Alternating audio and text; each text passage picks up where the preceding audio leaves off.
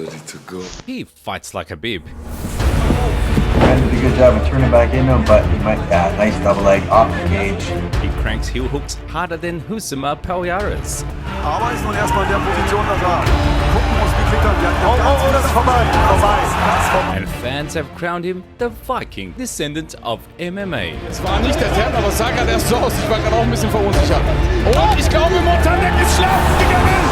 Frederic Vosgröne gewinnt durch Submission. Guys, in today's video, I'm going to tell you about the most savage MMA fighter on the planet, Frederic Vosgröne. Don't forget to hit the like button, subscribe to the channel, and let's dive in. Well, Flurry, was that good enough for you? I destroy these guys. I'm coming for you. When talking about mixed martial arts, fans often throw around the term natural-born fighter, but no one fits that description better than Europe's top prospect, Frederic Leonard Vosgröne.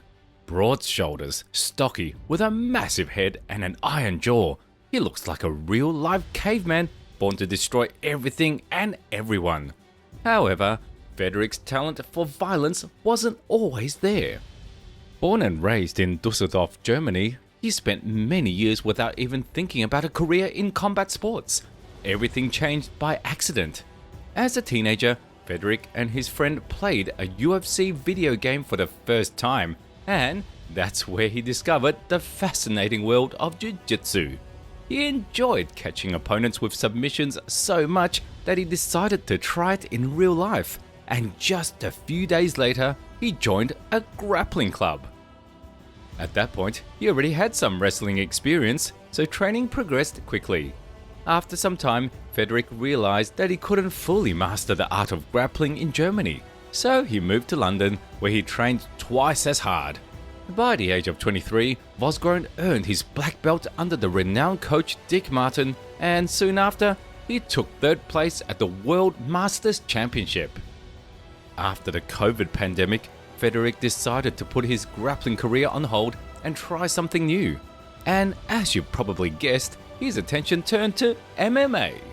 After several months of hard retraining, Vosgröne, who took on the fitting nickname the Neanderthal, was ready for his debut fight in the middleweight division. His opponent was a big Danish fighter with a 1-0 record, Erhan Okuroglu. Frederic didn't want to give his opponent even a glimmer of hope. From the very first seconds, he unleashed relentless wrestling pressure. Pull guard here as he's facing a wrestler. Yeah, not surprising. Vosgröne wants this one mat. See if he can get it down. Erhan did a decent job defending on the ground and kept trying to crawl back to the cage, but Vosgröne kept slamming him back down and relentlessly hunted for submissions. In the first round alone, the German prospect went for several choke attempts and of course his signature heel hook, but Erhan somehow survived. Might give up his back again. Both hooks in. Combat grappling. Sometimes that's all you need. That squeeze across the chin and you can get the tap. However, right after the break, the Neanderthal once again slammed him down and this time locked in a tight arm triangle choke. Ron follows him. He's aware of what he's trying to do. But as you pointed out, the cage is there.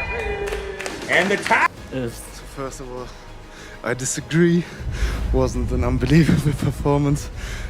Could have done much better, but for the first MMA fight, yeah, it was okay. But I'm not really happy with how I fought. Wasn't that great, but yeah, looking forward to go back training now and then hopefully get another fight real soon.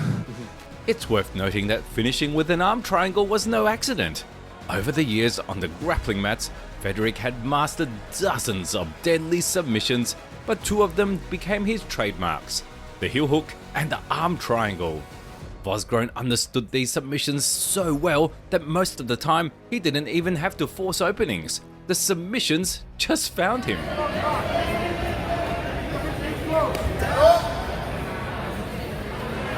Now back to his career path. Sadly, it wasn't the most epic debut, and maybe because of that or other challenges we don't know about, Frederic didn't rush back into the cage. Instead, he returned to his roots on the grappling mats, competing in several major tournaments including events under the ADCC banner. It seemed like the lone fighter would remain Vosgröne's only foray into MMA, but then, in 2024, shocking news broke. Frederic was making his MMA comeback. This time, his opponent was a huge fellow German, Christian Fischer. Fischer, a southpaw, came in ready to throw heavy hands, but before he could even set his feet, Vosgröne shot in for a takedown. Christian had no idea what hit him, and before he could react, Frederic switched gears and attacked the heel. A few masterful moves later, the tattooed brute was frantically tapping out. Victory in just 16 seconds. Position da sah. Gucken muss, wie kriegt er. Oh, das ist vorbei. Das war's. Oh, da wird sich mein Grappling-Trainer sich freuen. It's fair to say that this was the true start of Frederic's professional MMA career. Thanks to his lightning-fast win, extensive experience, and the primal roar he let out after the fight, Vosgröne caught the attention of serious European promoters. But before signing him to a big promotion, they wanted to see him in action one more time. Just 2 months later, the Neanderthal returned to the cage, facing the aging French fighter Nicolas Djurdjevic, who had a losing record. Frederic didn't reinvent the wheel, he went straight for what he knew best, took the opponent down and heel hooked him. This time, it took him less than 2 minutes. You know, the heel hook is one of those submissions that's almost impossible to land in MMA. But Frederic didn't just land it once, this madman did it twice in a row. No wonder after such a performance, the Neanderthal was immediately signed by one of Europe's biggest promotions, Octagon. The promoters knew they had something special on their hands and they didn't want to waste any time. They matched him up right away against the top-ranked opponent, Montanak. At the time, the Frenchman was 5-1 in the organization and just 1 step away from a title shot.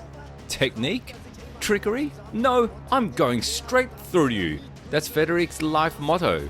Instead of slowly closing the distance, this primal beast grabbed Montanak's leg and refused to let go until he dragged him down. Wahnsinn! Montanak zieht ihn hier am Bein hinter sich her. Und packen und Montanak hat eine ganz gewaltige Menge an Problemen jetzt. Und selbst in der Unterlage ist es immer noch genau diese. Then he immediately hunted for a heel hook, and when that didn't work, he switched to dominant position and started raining down strikes.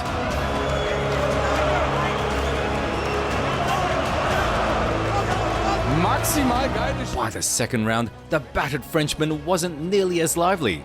Vosgröne easily took him down again and unleashed double the punishment. Oder die Armtriangel. Achtung, dass nicht übergerollt wird.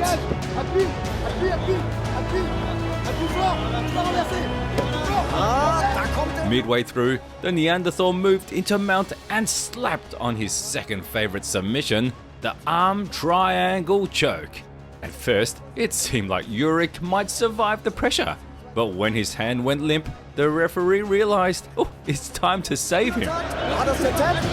Es war nicht der Tap, aber es sah gerade erst so aus. Ich war gerade auch ein bisschen verunsichert. Und ich glaube, Montanak ist schlafen gegangen. After this utterly dominant victory, the primal powerhouse gave an interview where he called out the champion. And guess what? The champ stepped into the cage. He did well. It was a good fight. Fair play to him. He impressed me. He did a bit better than I thought he would.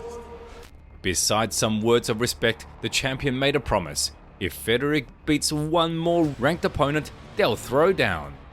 Vosgröne accepted without hesitation and promised his fans he would charge full speed into the title hunt.